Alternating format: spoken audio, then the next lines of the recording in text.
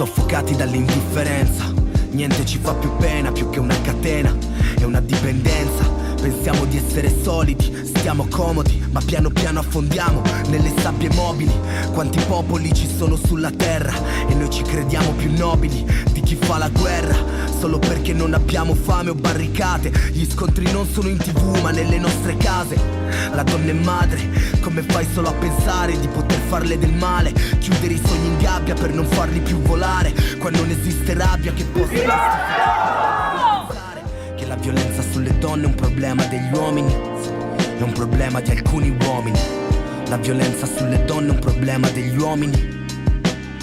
Ne abbiamo fatte di parole, abbastanza da riempire 100 libri e poi discuterne nella televisione, dimenticandoci che il mondo aveva il sogno di